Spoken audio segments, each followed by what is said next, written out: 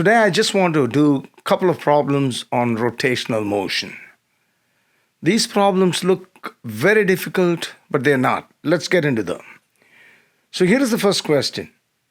A propeller is accelerated from rest to an angular velocity of 1,000 revolutions per minute over a period of 6 seconds by a constant torque of 2.0 times 10 to the 3 Newton meter.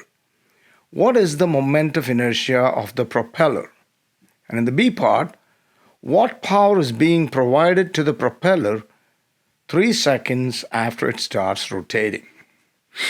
So what do we have? First, look at the diagram. You see a 10 Newton force is being applied right there, 10 Newton force being applied there.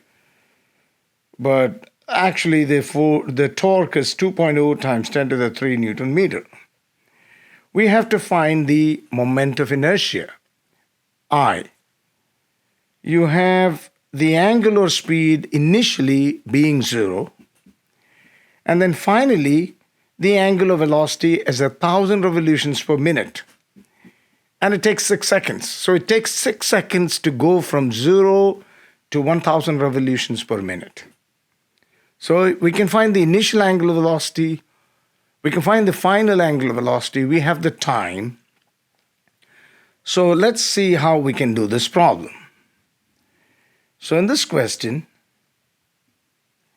the initial angular velocity is 0. The final angular velocity is 2 pi times the frequency. And frequency must be rotations per second. So it's 2 pi times 1,000 divided by 60. Because what is given is 1,000 revolutions per minute. So we have to divide it by 60 to get it in seconds. So that will give us the final angular velocity, which is 104.7 radians per second. And then the time taken is 6.0 seconds. So we can find alpha. Alpha is the angular acceleration, which is omega f minus omega I divided by t. So that's 104.7 minus 0. I've not written the minus 0. Divided by time, that gives us 17.5 radians per second squared. So we got alpha. Remember, we're looking for I. Okay, so in part A, we know that torque is given by I times alpha, where I is the moment of inertia. The torque is given. It's 2.0 times 10 to the 3 Newton meter. And we just got alpha.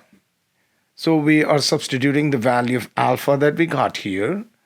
That will enable us to find I. So when you do the calculation, it's 2.0 times 10 to the 3 Newton meter divided by 17.5 radian per second squared, which will give 114.6 kilogram meter squared. So remember that this is in radians per second, so the units come out to be kilogram meter squared, which is the unit of moment of inertia. So that's the A part. Now in the B part, we are asked to find what power is being provided to the propeller 3.0 seconds after it starts rotating. So we have to find power. Power is work over time. Work over time. Now, work in rotational motion is torque times the angle. So we're going to get work is tau times the angle divided by t, because power is work over t, and we have work as tau times theta. And theta over t is omega. And in this case, we're looking for what power is being provided 3 seconds after it starts rotating. So if we can find the angular velocity omega after 3 seconds, we can find the power. So let's do that. So I wrote omega sub 3, means the angular velocity after 3 seconds is given by omega I plus alpha t. Alpha is 17.5 times 3 is 3. I mean, t is 3. So you get 52.5 radian per second. So once you get that, directly put it into this formula for power, and you get 2.0 times 10 to the 3, which is the torque, multiplied by the angular velocity after 3 seconds, and you get the power after 3 seconds, which is 105,000 watts. Now, this clearly shows that as time progresses, the power is increasing because the faster it rotates, the bigger the power.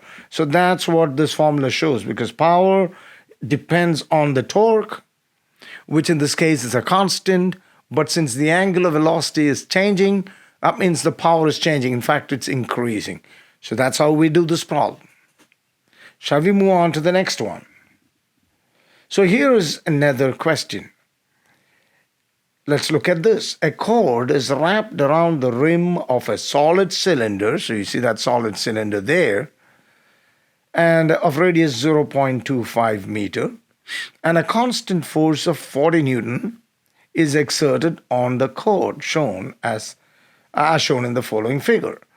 The cylinder is mounted on frictionless bearings, and its moment of inertia is 6.0 kilogram meter squared. Okay. So we have the radius of that cylinder. We have the force being applied. It's a constant force, 40 Newton. And then we know that there is no friction. The moment of inertia of this cylinder is given as 6.0 kilogram meter squared. And it says use the work energy theorem to calculate the angular velocity of the cylinder after 5.0 meter of the cord have been removed. So that means as you apply the force of 40 Newton, you're going to have the cord unwind off the cylinder. So after 5 meters of the cord unwinds, what is the angular velocity of the cylinder? So that's what we're going to do. And the hint is use the work energy theorem. What is the work energy theorem? Work is equal to change in energy. Specifically, work is equal to change in kinetic energy. So the work done is equal to change in kinetic energy. And how do we find work? You have a constant force which moves it through 5.0 meter. So if you multiply the force and the displacement, both being in the same direction, you're going to get the work. And then that should be equal to change in kinetic energy. So let's do that. So work is force times displacement. It's actually force and dot product of force and displacement, but the angle is 0 and cosine of 0 is 1. So it's really the product of the two, which happens to be 200 joules. And by the work energy theorem, work is equal to change in kinetic energy. What's the kinetic energy? It's 1/2 I omega final squared minus omega initial squared. In this case, the initial angular velocity is 0. So I'm not even writing that. So so that should be equal to 200, right? Yeah. Work is equal, so that's the work. Work is equal to change in kinetic energy. When we rearrange, and remember that omega I is 0, and then you rearrange, the math comes out to be 200 times 2 divided by I, which is 6.0. And when we do that, it's 66.7, and if you take the square root of that, we will get the final angular velocity, which is 8.2 radians per second. Now, it's interesting, there is a B part to that. The B part says, if the 40 Newton force is replaced by a 40 Newton weight, what is the angular velocity of the cylinder after 5.0 meter of the cord have unwound? So when you look at this, in the beginning you think, hey, it's the same force, it's 40 Newton. But remember, this 40 Newton is now being applied by a falling mass. And what comes to mind? When the mass falls, isn't it also gaining kinetic energy? Where's that coming from? that is also coming from the work done. So now we have to say the total work, which is 200 joules, is being used for two things. Number one, for the cylinder to gain rotational kinetic energy as before, plus for the falling mass to gain translational kinetic energy. So there is two types of kinetic energies, both coming from the work. So let's do that. So mgh, that is the potential energy of the mass that's falling, remember? Because it's actually potential energy that is changing into the two types of kinetic energy, and that will be just 200, because you will see that m times g is 40 newtons, isn't it? M times g, the weight of that is 40 newtons. And so times 5 will be 200. Now on the right side, remember that the linear velocity is r times omega. So you see that there. In place of the linear velocity, I've substituted r omega, and then there is a square on both of them, so whole squared plus 1/2 times I omega squared. Okay. And I is 6.0, so I've substituted that.